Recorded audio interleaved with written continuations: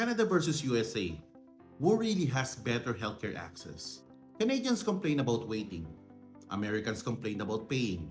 But when you actually get sick, which healthcare system would you rather have?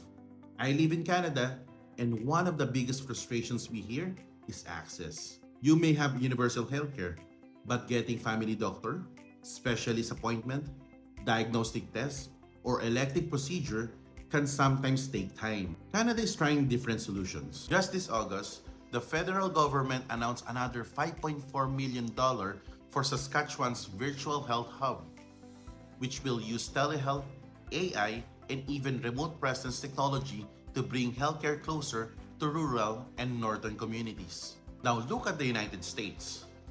The problem is different. The US has some of the most advanced hospitals and medical technology in the world, but affordability and access remain major concern for many families. On August 13, the US government announced $102 million to expand community health center, create or expanding 415 sites, and aiming to bring primary care to nearly 1 million more Americans. So both countries are trying to solve the same basic problem.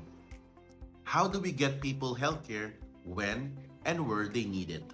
Canada gives people protection from many direct medical bills, but struggles with capacity and waiting. The US can sometimes offer faster access, but what you pay and what you can access can depend heavily on your insurance and situation. So maybe the real question isn't which country has the better healthcare system.